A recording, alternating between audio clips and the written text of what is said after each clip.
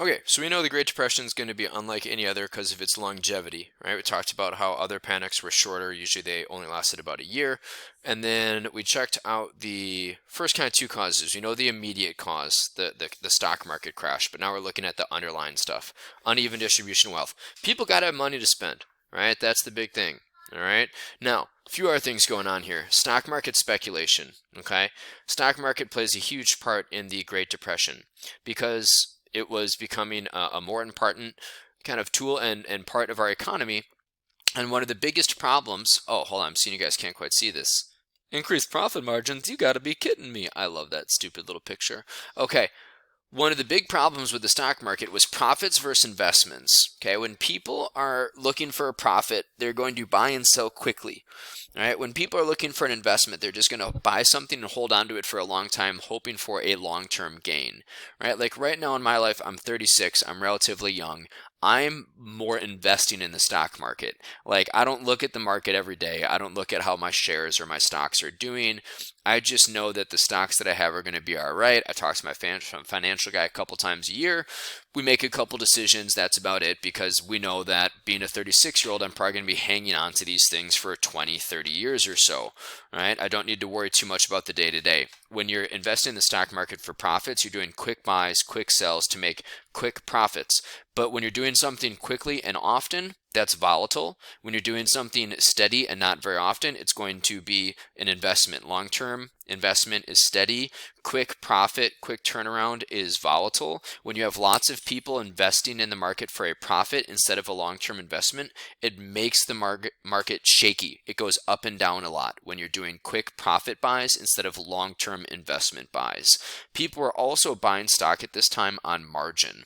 Okay, now what this means is that you could buy stock on credit. Today you can't do that. If you're going to buy stock, you've got to have all of the money up front. Okay, but at this time, you could buy on margin. What that meant, oh no, hold on, pause. Okay, there we go. I'm trying a little something new here, writing on the screencast. We'll see how this works. Okay, buying on margin, what does that mean?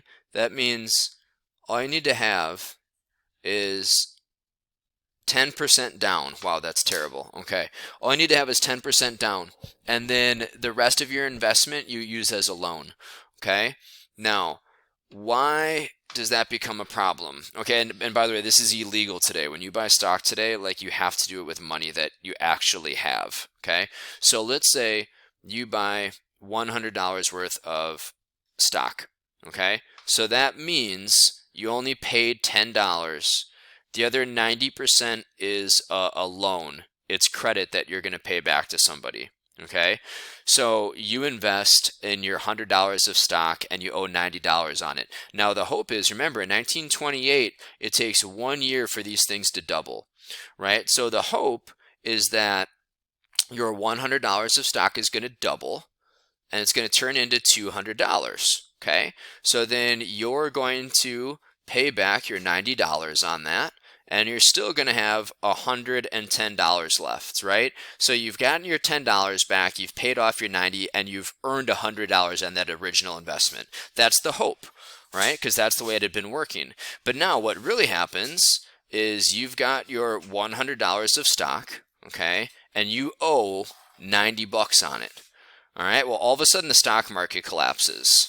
Okay, so all of a sudden maybe your financial guy gets a hold of you and they're like, hey, I've got good news and I've got bad news. The bad news is the stock market, as my wife just pointed out, your financial guy or girl, but it's 1929, so your financial girl wouldn't exist. But that's okay, you know, we're learning, okay? Lizzie's learning a lot of history along with you guys right now. Okay, so you owe 90 bucks. So your financial guy or girl calls and says, I've got good news and I've got bad news. He says, the bad news is the stock market collapsed. We're losing a lot of money. The good news is I was able to sell off some of your stock and I was able to get you $5. Okay, that's the best I could do with the way that the market was crashing. Now, what that means is you owe us $85. All right, now that $85, right, it doesn't seem like, because we're saying 85, you know, just multiply that a couple times. right? Because no one's going to actually buy $100 worth of stock, right?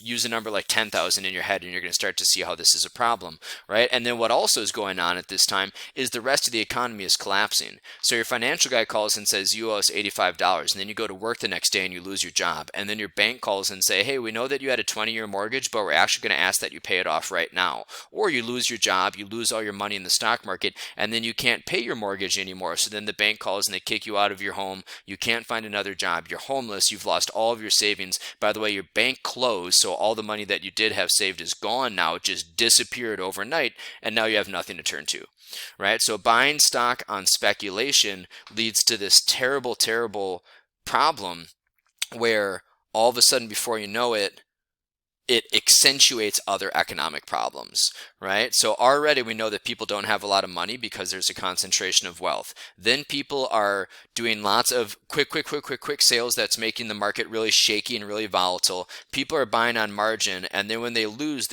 big because it's going to kind of compound on other things.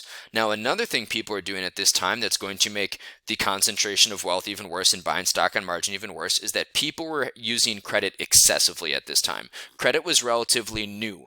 Consumers and businesses alike never thought that this economic boom was going to end, and as a result, they purchased a large amount of items on payment plans or on credit, right? And you got to remember, when you're buying things on credit, you are buying things with money you don't have. Right? That's a credit card. A debit card takes money out of your actual account. A credit card, it's a loan. That's really what it is, right? And oh my gosh, when you guys are young and you're getting credit cards, beware, because you get enormous interest rates, like 25% that compound annually. And before you know it, the $1,000 you spend your freshman year of college eventually turns into $4,000 that you're paying back when you really should have just not worried about clothes and not spent money you don't have. But Americans were buying all kinds of stuff at this time on credit. We're buying refrigerators, we're buying vacuums, we're buying stock, we're buying cars, we're buying everything on credit. And we're hoping that we're always going to have income come in so that way we can keep paying all these things off. Well, again, the stock market collapses. Now you owe your investment corporation money because you bought credit on stock. You lose your job. You don't have any money coming in. You can't pay your mortgage. You lose your house. You also now need to pay back, your vacuum and your refrigerator and your car and everything else. And you already couldn't afford this stuff because of the concentration of wealth, but it was really because America was becoming more materialistic. Materialism ruled the day. The 1920s was honestly a lot like today, where people were buying things that they couldn't quite afford to try to keep up with the status of things, right? And that's something that we can all relate to. Do you really need AirPods? Probably not, right? But it's a status thing. Do you really need a Vera Bradley lunch bag that costs $45 that you're just going to lose and leave in the lunchroom anyways? Probably not, but it's a status thing, right? That's like every now and then you hear people say like, oh, well, people living in poverty shouldn't, buy nice clothes or have a nice car or like buy jewelry or something like that or have a cell phone. Well, cell phone's ridiculous because that's basically what you need to function in society today because it's like a computer. But of course, people living in poverty are going to buy things that they don't necessarily need because everybody does that. And then it's a way of showing that you're not as bad off as everyone thinks you are or as you think you are, right? It's status. Materialism equals status, whether it's the 1920s or the 2020s. That's why we buy stuff that we don't need and that we can't afford. But this makes it bad because now you have more debt in the system. Debt from stock, debt from buying things on credit. And then this also leads to an overproduction of consumer goods. And then this is one of the crazy ones, right? You're starting to see how all this stuff is stacking up, right? And how all of these causes are rippling in and making the other things worse. Overproduction is another part of the puzzle here. So factory production was at an all-time high in the 1920s. Factories were now using the true assembly line thanks to Henry Ford and the Model T. The factories were more efficient, but what this led to was overproduction. We were producing too much stuff. And a big part of this is, again, the concentration of wealth and stagnant wages. People were making more, output and production were at an all-time high, but wages were not, right? So profits were up. It looked like people could afford things. They were buying things on credit. It looked like they could buy things. But what we were really doing was we were having bad supply line economics. We didn't really understand the supply and demand very well at this time. So people couldn't buy all the stuff that we were producing. And what it happens when you overproduce something. It's like you literally make so much of something, you're never going to be able to sell it. Right? So, like one example of this that I know that's relatively modern is something a lot of you probably have in your house right now. It's the Snuggie. Okay, remember the Snuggie? It's the blanket with the arms in it, right? Well, when the Snuggie first came out, it was like in two colors. It was in blue and red. And they actually sold a lot of those things. Like they did really well. Well, then the next commercial after Snuggie #1 in blue and red was like Snuggie in cheetah print, Snuggie in zebra, Snuggie in, fluorescent colors. And they made way too many of these things because they thought people are going to ditch their red Snuggie for the zebra one. People said, no, a Snuggie's a Snuggie. I think I'm okay. And all of a sudden, Snuggies made too many of their product. They thought that they were going to have another big buying explosion like they did when they first came onto the market. But then people said, no, that's okay. And all of a sudden they had overproduced and then they went bankrupt, right? So when you overproduce, you're producing too much of something. It's like the market's never going to be able to consume everything that you put out there. And we call this market saturation, right? So think of saturation like ground saturation. When it rains a lot, what happens? We get puddles, right? The ground can absorb a certain amount of water. But if it downpours or we have consistent rain over a long period of time, the ground gets so, saturated with water, we get puddles, right? Sometimes you even get flooding because it can't happen. The ground can't absorb it fast enough, right? That's what happens with overproduction. You produce so much of something so fast, you saturate your market. It's like puddles. And those puddles don't eventually evaporate. They just sit there, and that equals huge losses, right? So all of a sudden you make thousands and thousands of refrigerators. Let's use a simple number. You make 10,000 refrigerators, but there's only demand for 6,000. Those other 4,000 refrigerators, you're never going to make money off them. You paid everyone to make them. You've got to keep paying them. You paid for all the materials, but you're never going to get any return on those. So any of the profit you made on the 6,000 you sold is going to be off-put by the losses from the 4,000 you didn't, right? So you just made too much. You made way too much of something. So we're saturating these markets, right? And then what happens? Layoffs. You're working at the dishwasher factory at GE. You made 10,000 dishwashers because you thought that that's what would sell. You only sold 6,000. You've got 4,000 and no one's buying them. Well, guess what? Now you're laid off. Oh, and guess what? You had also bought a bunch of stuff on credit. Now you still need to try to make those payments somehow. Oh, guess what? You had also bought some stock on margin and you lost a bunch of money that way. Oh, and guess what? You already were making low wages and now the market crashes and now everything is falling out around you. You don't have a job. You have all of these payments. You bought all this stuff that you couldn't afford. And it's like there's nowhere to run, right? And we haven't even talked about bank collapses yet. Okay, banks just closed, which people just lose their savings overnight. Okay, so things are getting wild. These are all things that are happening leading up to and during the crash. Okay, then here's something we've been talking about like since forever in this class. The farm economy is weak and at an absolute desolation. The prosperity of the 1920s had never reached the farm. And honestly, we know that since like before the Civil War and after the Civil War, farmers have been in trouble.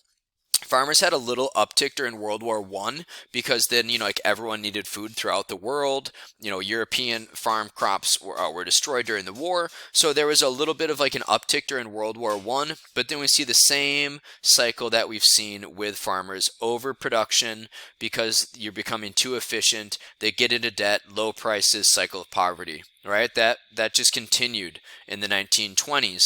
Then also there's going to be this massive drought, what we know as the Dust Bowl. This severe weather and drought made the lives of farmers very difficult, and this was so bad in the lower Great Plains. Here's a map of where you can see some of it. Literally all of the topsoil just disappeared. Okay, so we went into drought, and then there's only a couple inches of topsoil, and it just literally like blew away in these giant dust storms. You still see them in like Arizona, where it's normal, because they're a desert. You're not supposed to see them in Nebraska, Kansas, Oklahoma, Colorado, Wyoming, and this literally destroyed farms. Like you couldn't produce anything. You could not grow crops in the Dust Bowl. So then all you could do was move. Right? You could just try to go to California to try to find some type of agricultural job, but everyone was going to California to do that. So there wasn't a lot out there. And then also the stock market is collapsing at the same time. So every aspect of the American economy was in depression at this time. The stock market was hit. Factories were hit. and farms were hit, services were hit, right? Because when you lose your job and you lose your home, you're not worried about going to the dentist anymore. So this drought was awful. And it, again, this is just another thing. It just pulls the economy down as a whole. No sector of the economy was free from the causes of the Great Depression, right? And all of these things, again, are just accentuating each other and making the problems worse. Okay, go to the next part.